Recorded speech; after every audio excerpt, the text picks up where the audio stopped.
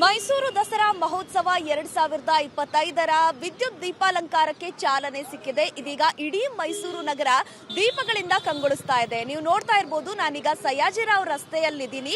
ಇದೇ ರೀತಿಯಾಗಿ ನಗರದ ಪ್ರಮುಖ ವೃತ್ತಗಳು ಅಂದ್ರೆ ದೇವರಾಜ ಅರಸು ರಸ್ತೆ ಆಗಿರ್ಬೋದು, JLB ರಸ್ತೆ ಆಗಿರ್ಬೋದು, ರೈಲ್ವೆ ನಿಲ್ದಾಣದ ವೃತ್ತ ಆಗಿರ್ಬೋದು, ಹೀಗೆ ಒಟ್ಟಾರೆಯಾಗಿ 118 ವೃತ್ತಗಳಲ್ಲಿ ಈ ರೀತಿ ದೀಪಾಲಂಕಾರವನ್ನ ಮಾಡಲಾಗಿದೆ. ಅದರ ಜೊತೆಗೆ 6 ಕೋಟಿ ರೂಪಾಯಿ ವೆಚ್ಚದಲ್ಲಿ ಸುಮಾರು 2.5 ಲಕ್ಷ ಯೂನಿಟ್ ವಿದ್ಯುತ್ ಇದಕ್ಕೆ ಬಳಸಿ ಈ ಒಂದು ವಿದ್ಯುತ್ ದೀಪಾಲಂಕಾರವನ್ನ ಮಾಡಲಾಗಿದೆ. ಕಳೆದ ಬಾರಿಗಿಂತ ಈ ಬಾರಿ ಅದ್ದೂರಿಯಾಗಿ, ಅಂದ್ರೆ ಕಳೆದ ಬಾರಿ ಕೇವಲ 120 ಕಿಲೋಮೀಟರ್ ವಿಸ್ತಾರದಲ್ಲಿ ಮಾಡಲಾಗಿತ್ತು.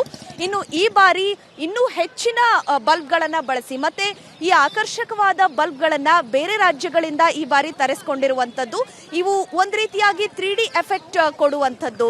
ಅಂದ್ರೆ ಈಗ ಏನಾದ್ರೂ ಭಾರತದ ಧ್ವಜ ಹಾರತಿರೋದು ಅದು ನಿಜವಾಗ್ಲೂ ಹಾರೋ ರೀತಿಯಾಗಿ ಕಾಣೋದು, ಮತ್ತೆ ವಾಹನದ ಒಂದು ಆಕೃತಿ ಇದ್ರೆ ಅದರ ಚಕ್ರ ತಿರುಗಿದಂತೆ ಕಾಣೋದು, ಈ ರೀತಿಯಾದ ಹೈ ಎಂಡ್ LED ಬಲ್ಬ್ಗಳನ್ನ ಬಳಸಿ ವಿದ್ಯುತ್ ದೀಪಾಲಂಕಾರವನ್ನ ಮಾಡಲಾಗಿದೆ. ನೀವು ನೋಡ್ತಾ ಇರಬಹುದು, ಹಸಿರು ಚಪ್ಪರದ ಒಂದು ಜಾಗವನ್ನ ನೋಡ್ತಾ ಇದ್ದೀರಾ. ಹಸಿರು ಚಪ್ಪರದ ಮಧ್ಯದಲ್ಲಿ ಸಾಕಷ್ಟು ಕಂಗೊಳಿಸುವಂತಹ ದೀಪಾಲಂಕಾರವನ್ನ ಮಾಡಲಾಗಿದ್ದು, ಇನ್ನು ಇದರ ಜೊತೆಗೆ ವಿದ್ಯುತ್ ಸರಬರಾಜು ಇಲಾಖೆ ಏನಿದೆ ಈ ಕುರಿತಾಗಿ ಸಾರ್ವಜನಿಕರಿಗೆ ಕೆಲವು ಸೂಚನೆಗಳನ್ನ ಕೊಟ್ಟಿದೆ. ಅಂದ್ರೆ ಯಾರು ಇದರ ಹತ್ತಿರ ಹೋಗೋದಾಗ್ಲಿ, ಈ ಬಲ್ಬ್ಗಳನ್ನ ಮುಟ್ಟಿ ನೋಡೋದಾಗ್ಲಿ, ಅಥವಾ ಮಳೆ ಬಂದಂತ ಸಂದರ್ಭದಲ್ಲಿ ಅವನ್ನ ಇದರಿಂದ ದೂರ ಇರೋದು ಉತ್ತಮ ಅನ್ನೋದಾಗಿ ಸೂಚನೆಯನ್ನ ಕೊಟ್ಟಿದೆ.